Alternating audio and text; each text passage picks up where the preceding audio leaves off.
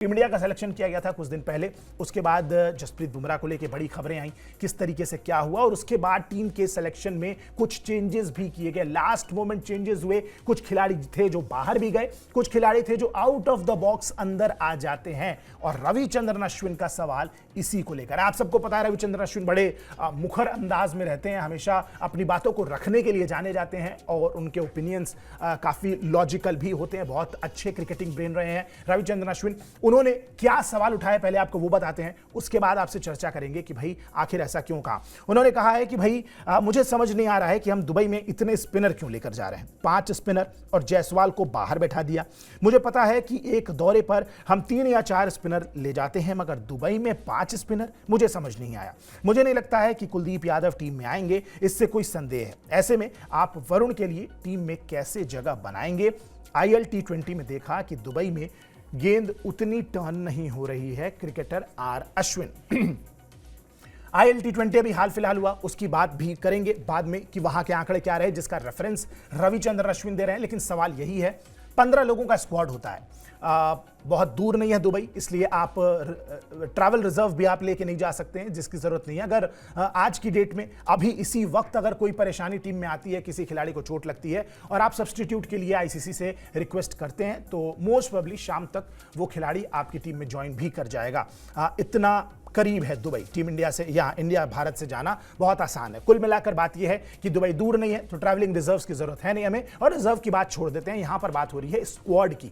Squad में होते हैं 15 लोग और 15 खिलाड़ी जो हैं उसमें से 5 स्पिनर्स हैं। मतलब लिटरली ये कोटा सिस्टम नजर आ रहा है कि भाई 33% जो प्लेयर्स हैं वो आपको स्पिनर नजर आएंगे। अब सवाल ये भी है कि भाई परमुटेशन कॉम्बिनेशन पे थोड़ी सी बात कर लेते हैं। अश्विन किस एंगल से क्या सोच कर ये बात करें, अगर आपको नहीं समझ में आई तो एक बार आपको आसान भाषा में समझाते हैं।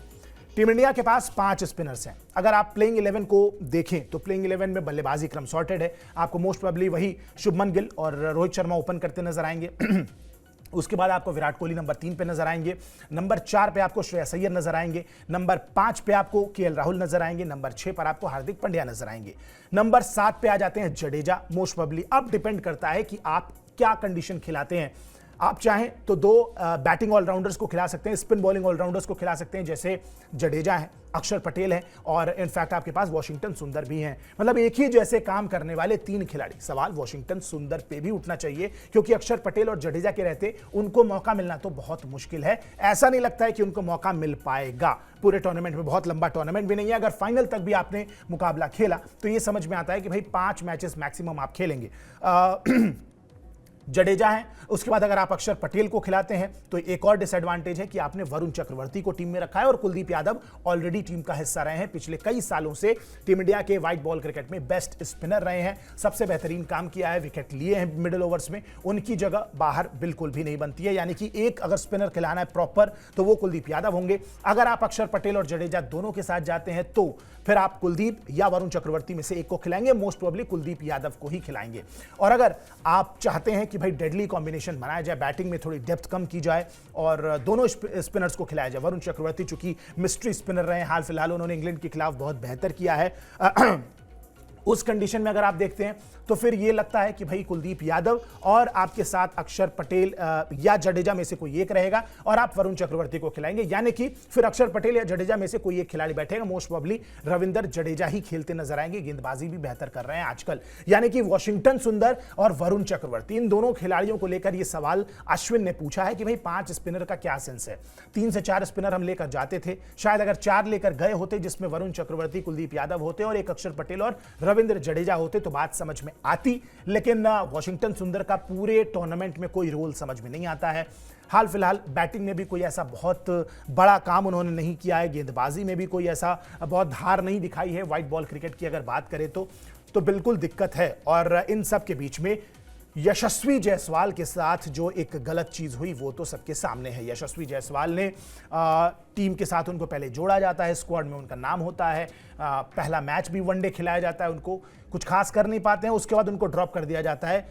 गौतम गंभीर साहब ये बोलते हैं कि भाई हमें जिस तरीके के परफॉर्मेंस की, जिस तरीके के पारी की जरूरत थी उनसे, वो पारी वो खेल नहीं पाए उस तरीके से। उसके बाद खुद ही अपने स्टेटमेंट को कॉन्ट्रडिक्ट करते नजर आते हैं और ये बोलते हैं कि भाई एक पारी से हम किसी को जज नहीं कर सकते हैं।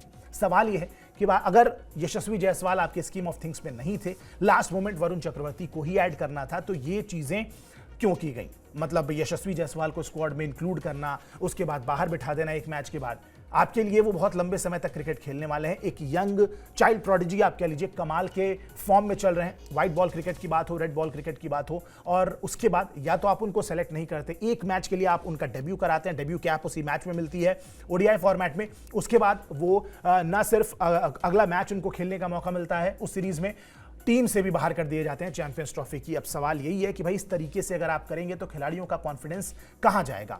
एज अ यंग प्लेयर, चलिए सीनियर प्लेयर्स को ये बात समझ में आती है कि हाँ ठीक है, टीम की क्या जरूरत है। अगर ये चीजें बेहतर कम्युनिकेट की गई हैं फिर तो दिक्कत नहीं है, लेकिन अगर इन चीजों पर बात नहीं की गई है, कम्युनिकेशन बेहतर नहीं किया गया है, तो ये बड़ी दिक्कत की बात है। और मुझे लगता है कि यशस्वी जायसवाल को रखना चाहिए था एज अ बैटिंग यूनिट। आपके पास अगर एक भी खिलाड़ी कहीं भी कमजोर पड़ता है, किसी को खुदा न खास्ता चोट लग जाती है, आपके पास कोई भी बैकअप नहीं है। केवल एक ऋषभ पंत नजर आते हैं जो आपको कभी भी बैटिंग ऑर्डर में घुस के फ्लेक्सिबिलिटी प्रोवाइड कर सकते हैं, लेकिन उनके अलावा अगर आप टॉप ऑर्डर की बात करें, यशस्वी जायसवाल का रहना बिल्कुल बनता था मेरे हिसाब से। फैंस क्या सोचते हैं, व्यूअर्स क्या सोचते हैं, कमेंट सेक्शन में प्लीज बताइएगा कि क्या यशस्वी जायसवाल का इस स्क्वाड में उनकी जगह वाकई में बनती थी, या गौतम गंभीर ने या रोहित शर्मा ने, टीम मैनेजमेंट ने जो सिलेक्शन किया है वो बेहतर नजर आता है। दो खिलाड़ी हैं जिनको लेकर बार बार बात हो रही है। मोहम्मद सिराज को भी तेज गेंदबाजी यूनिट से बाहर रखा गया, उनको लेकर भी सवाल उठा, मोहम्मद सिराज भी नहीं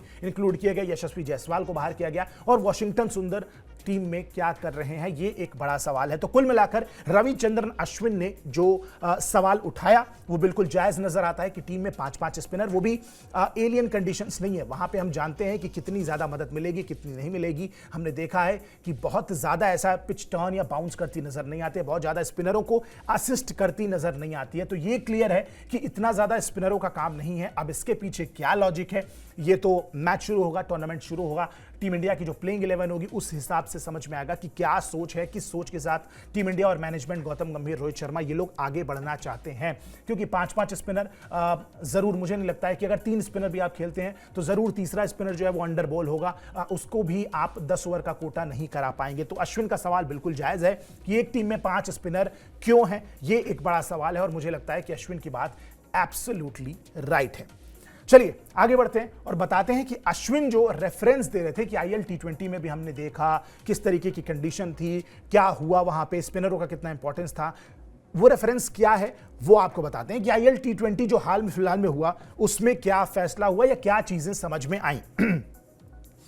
भारत ने क्या गलत टीम चुनी, सवाल यही पूछा जा रहा है। आईएल टी20 में पेसर्स का जलवा रहा, ये एक बड़ा मुद्दा है। यूए में अभी आईएल टी20 का सीजन खत्म हुआ है, तीसरा ये सीजन था, और सीजन के टॉप 10 गेंदबाजों की अगर लिस्ट आप देखें, टॉप 10 विकेट टेकर्स की बात करें, सिर्फ एक स्पिनर शामिल है। अब सवाल यह है कि 10 में से ऐसे विकेट जहां पे 10 में से 9 तेज गेंदबाज शामिल है, टॉप 10 में एक स्पिनर है, वहां पर क्या हमें 5 स्पिनर लेकर जाना चाहिए था?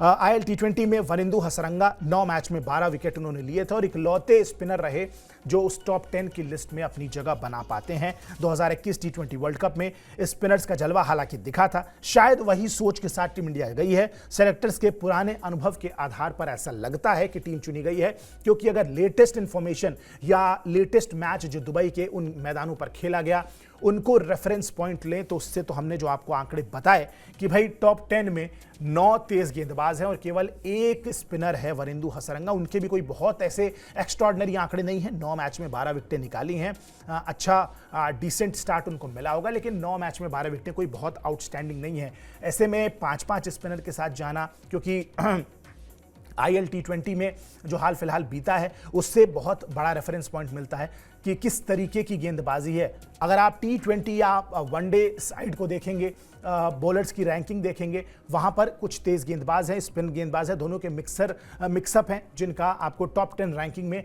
दिखेगा कि भाई वो विकेट ले रहे हैं। यानी कि वर्ल्ड क्रिकेट में अभी भी स्पिनरों का बोलबाला है, लेकिन चूंकि इंडिया को पांचों मैच अपने दुबई में खेलने हैं और दुबई के ग्राउंड किस तरीके से रिस्पॉन्ड कर रहे हैं वो हमने आपको पहले ही बताया। पहली पारी में विकेट थोड़ी स्लो रहेगी, लेकिन इतनी भी स्लो नहीं रहेगी, आपको अच्छी बल्लेबाजी करनी पड़ेगी। दूसरी पारी में आ जाती है ड्यू, शाम का वक्त रहता है और वहां पर स्पिनर्स की गेंद ग्रिप नहीं होती है, ये एक बहुत बड़ा रीजन है। इंडिया जैसी कंडीशन होती है, इंडिया में अगर आप इस समय इस सीजन में मैच खेलते हैं आप पोस्ट सितंबर अक्टूबर, तो आपको सेकेंड इनिंग में जाहिर सी बात है कि आपको ग्रिप नहीं होगी। ड्यू फैक्टर एक बड़ा इंपॉर्टेंट फैक्टर हो जाता है इंडियन क्रिकेट में, इंडियन पिचेस पर, सब कॉन्टिनेंट रीजन में। और यूएई चूंकि इसी तरीके की विकेट इंडियन विकेट की जैसी है, कोई एलियन कंडीशन नहीं है, वहां पर भी हमने देखा है कि बहुत ड्यू आती है और बल्लेबाजी काफी आसान हो जाती है। इससे ज्यादा इंपॉर्टेंट यह है कि स्पिनर्स का रोल जो है वो बहुत कम हो जाता है, क्योंकि स्पिनर्स को गेंद बिल्कुल ग्रिप होती नजर नहीं आती है, फास्ट बॉलरों के साथ ही आपको जाना पड़ता है। तो ये दिक्कत की बात है और इसीलिए इसी पॉइंट को समझते हुए रविचंद्रन अश्विन, जो कि एक बेहतरीन क्रिकेटिंग ब्रेन माने जाते हैं, उनसे जब पूछा गया, उन्होंने अपना जो ओपिनियन है वो कहीं ना कहीं साझा किया कि भाई हम क्यों 5 स्पिनर लेकर जा रहे हैं। ये सवाल बिल्कुल व्यूअर से भी रहेगा कि क्या बार बार मैं कह रहा हूं 5 स्पिनर ले जाना, मैं पर्सनली अगर आप मेरे से पूछें, मुझे नहीं लगता है कि ये एक बेहतर डिसीजन था 5 स्पिनर के साथ जाना, लेकिन अगर टीम गई है तो कुछ सोच रही होगी। आपको क्या लगता है इसके पीछे का कोई लॉजिक, प्लीज कमेंट सेक्शन में जरूर बताइएगा।